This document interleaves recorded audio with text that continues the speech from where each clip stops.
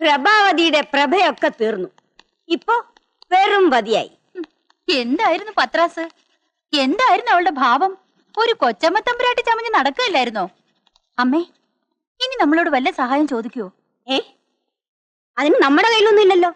ആകെ പാപ്പരടിച്ചിരിക്കുകയാണെന്ന് പറഞ്ഞാ പോരെ.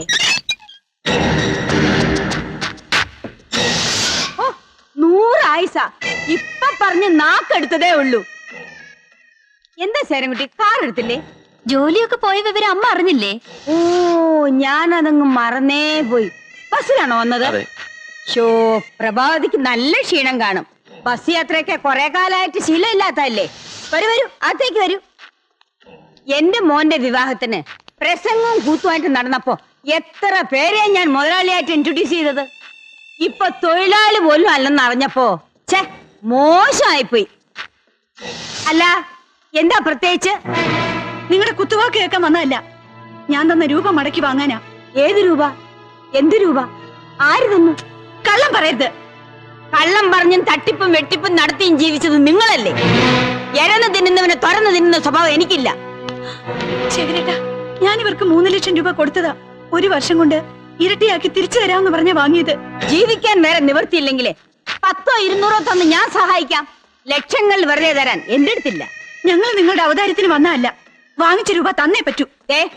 ഇനി പ്രശ്നങ്ങൾ ഉണ്ടാക്കാനാണ് ഭാവമെങ്കിലേ ഞാൻ പോലീസിൽ കംപ്ലൈന്റ് ചെയ്യും. ഒരു വെട്ടിപ്പ് കേസ് ഉള്ളതുകൊണ്ട് അകത്തൊക്കെ എളുപ്പമുണ്ട്. നിർത്ത്. എന്റെ ഭാര്യ നിങ്ങളെ കാശ് ഏൽപ്പിച്ചിട്ടുണ്ടെങ്കിൽ അത് മടക്കി വാങ്ങാൻ എനിക്കറിയാം. വാങ്ങിച്ചോ? ഇപ്പൊ മനസ്സിലായില്ലേ?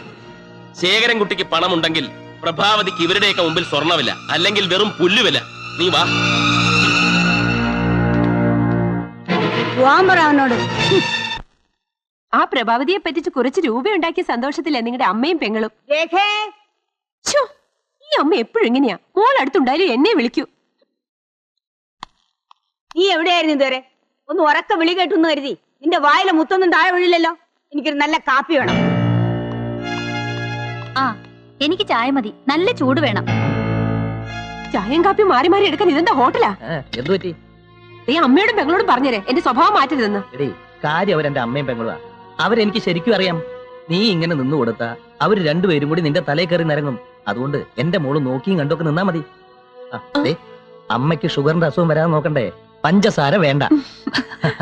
ഞാനിപ്പൊ പാറപ്പുറത്തിരുന്നാലും കാശ. അത്ര നല്ല സമയ രാജയോഗമല്ലേ. ഇപ്പൊ തന്നെ വെറുതെ കിട്ടിയ 3 ലക്ഷം രൂപ നിന്റെ പേരിൽ ഫിക്സഡ് ഡെപ്പോസിറ്റ് ഇടാൻ പോവുക. ഇതെന്താ ഒരു കപ്പ്? എനിക്കില്ലേ? ഭർത്താവിന്റെ അമ്മയെ പരിചരിക്കാം, അത് നാട്ടു നടപ്പ്. പെങ്ങളെ കൂടി പരിചരിക്കണമെന്ന് വെച്ചാ തളർവാദം ഒന്നും പിടിച്ചിട്ടില്ലല്ലോ. നല്ല ചക്ക പോലെയല്ലേ ഇരിക്കുന്നത്. തന്നെ അങ്ങെടുത്ത് കുടിച്ചാ മതി. അയ്യേ, എന്താ മധുരായിട്ടില്ലേ? അമ്മയ്ക്ക് ഷുഗറാണെന്നാ ചേട്ടൻ പറഞ്ഞത്. ഷുഗർ നിന്റെ അമ്മയ്ക്കടി. മോളെ രേണു, നിന്റെ അമ്മയ്ക്ക് എറിഞ്ഞുടയ്ക്കാനായി നിന്റെ അച്ഛൻ വാങ്ങിക്കൊടുത്ത ഒരുപാട് പാത്രങ്ങൾ ഇവിടെ കാണും. വെറുതെ ഇരിക്കുകയാണെങ്കിൽ ഇതൊക്കെ തൂത്ത് വൃത്തിയാക്കിക്കോ. ഇല്ലെങ്കിൽ ഈ പൊട്ടിച്ചിതറിയ ചില്ലൊക്കെ നിന്റെ അമ്മയുടെ കാലിൽ തന്നെ കുത്തി കയറും. അത് പിന്നെ നിനക്കൊരു ജോലിയായി തീരും. ഹലോ, ഞാനാ ശേഖരൻകുട്ടി. എന്ത് വേണം? കമ്പനിയിൽ നിന്ന് കാശ് വെട്ടിച്ച കേസിൽ എന്നെ പോലീസ് ചോദ്യം ചെയ്തു. മറ്റേ 3 ലക്ഷത്തിന്റെ കാര്യം എനിക്ക് പറയേണ്ടി വന്നു. പോലീസ് അവിടെ എത്തുമെന്ന് ഉറപ്പാ. പണം അവിടെ ഇരിപ്പുണ്ടെങ്കിൽ ഉടനെ മാറ്റിക്കൂ, അല്ലെങ്കിൽ തട്ടിപ്പിന് കൂട്ടുനിന്നെന്ന് പറഞ്ഞ് നിങ്ങളെ അകത്താക്കും. ശേഖരൻകുട്ടി, അബദ്ധമൊന്നും കാണിക്കരുത്. ഞാൻ രൂപ തന്നേക്കാം. ഇനി എന്റെ കയ്യിൽ തന്ന പ്രശ്നമാവും. ഒരു കാര്യം ചെയ്, ദാക്ഷായണയമ്മയ്ക്ക് കൊടുക്കാൻ ഏൽപ്പിച്ച രൂപയത്. ഇനി അത് അവിടെ കൊടുക്കുന്നതാണ് സേഫ്. എന്താ മുറിവാലായി? ആ കാശ് തിരിച്ചു കൊടുത്തില്ലെങ്കിലേ ചിലപ്പോ കേസും പുക്കാറും ആവും. ചങ്കു, ചങ്കു, ഇയാൾ ഇത് എവിടെ പോയി കിടക്കുന്നത്? ഞാനിവിടെ ഉണ്ട്. ഉടനെ ഞാൻ ദാക്ഷായണിയമ്മയുടെ വീട് വരെ പോണം. ഇയാളിത് എവിടെ പോണത്? ദാക്ഷായണിയമ്മയുടെ വീട്ടിലേക്ക്. അയ്യോ, അതല്ല. ആ പ്രഭാവതി തന്ന 3 ലക്ഷം രൂപ അവിടെ കൊണ്ടുപോയി കൊടുക്കണം. ഒന്ന് വേഗം ആവട്ടെ. കാശ് അതിന്റെ ഉണ്ടല്ലോ അല്ലേ?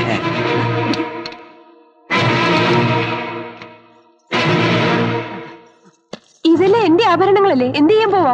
എടീ, ഇത് നിനക്ക് സ്ത്രീധനം തന്നൊന്നുമല്ല. നിന്നെ ഈ വീട്ടിൽ കയറ്റിയതിന് എനിക്ക് പാരിതോഷം തന്നതാ. ഇതിൽ പകുതി എനിക്കാ. ഇത് ഇനി ഇവിടെ ഇരിക്കുന്ന അപകടം.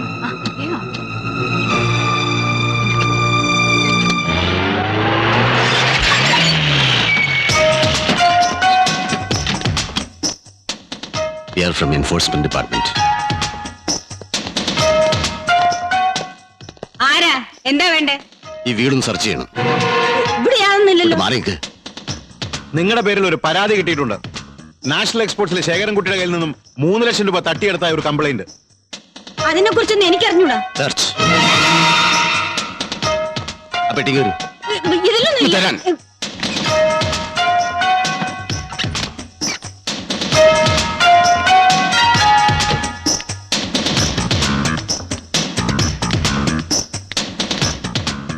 വിശാലം, നീ പറഞ്ഞ 3 ലക്ഷം രൂപ ഞാൻ അവിടെ കൊണ്ടുപോയി കൊടുത്തു.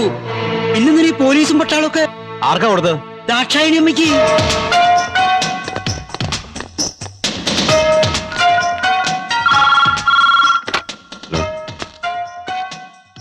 Operation success. 3 ലക്ഷം ദാക്ഷായണിയമ്മയുടെ വീട്ടിലെത്തി. Very good, proceed.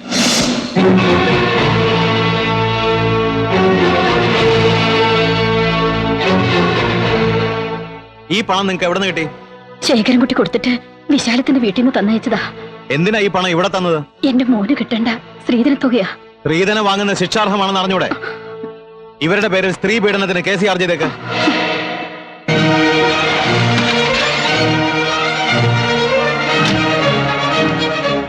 മോനെ രഘു, നീ വന്നറിഞ്ഞ് ഇങ്ങോട്ട് പോന്നതാ. ഒത്തിരി തെറ്റ് ചെയ്തവളാ ഞാൻ. എന്നോട് പൊറുക്കണോ? മക്കൾ രണ്ടാളും എന്റെ കൂടെ വീട്ടിലേക്ക് വരണം. മോളെ, ഇനി നിന്നെ ഞാൻ നുള്ളി നോവിക്ക പോലും ഇല്ല. ആ, ഞങ്ങൾ ഈ വഴി വയനാട്ടിലോട്ട് പോവാ. നിങ്ങൾ പോയാ പിന്നെ ഞാൻ കമ്പിയിൽ എണ്ണി നരകിക്കേണ്ടി വരും. ശ്രീധരൻ മേടിച്ച കുറ്റത്തിന് എന്റെ പേര് കേസ് എടുത്തിരിക്കുകയാണ്. നിങ്ങൾ വേണം എന്നെ രക്ഷിക്കാൻ. ടീച്ചറെ, എനിക്ക് മാപ്പ് തന്ന് എന്റെ പിള്ളേരെ എന്റെ കൂടെ പറഞ്ഞയക്കണം. രഘു, അമ്മയുടെ കണ്ണീര് കണ്ടില്ലേ? അവർക്ക് കുറ്റബോധമുണ്ട്. നിങ്ങൾ അവരോടൊപ്പം കുറച്ചു ദിവസം കഴിഞ്ഞിട്ട് പോയാ മതി. അമ്മ പറഞ്ഞുകൊണ്ട് ഞങ്ങൾ പോവാം. പക്ഷെ വീട്ടിൽ ചെന്നാലേ ഇവരുടെ വിധം ഇനിയും മാറും. മോനെ, അതെ, കോടതിയിൽ നിന്ന് ജാമ്യം കിട്ടാത്ത കേസാ ഈ സ്ത്രീധന പ്രശ്നം. ഒരു 10 കൊല്ലം വരെ കഠിന തടവ് ഉറപ്പാ. അയ്യോ, മര്യാദക്കിരുന്നാൽ രക്ഷിക്കാൻ ഞങ്ങളൊക്കെ കാണും.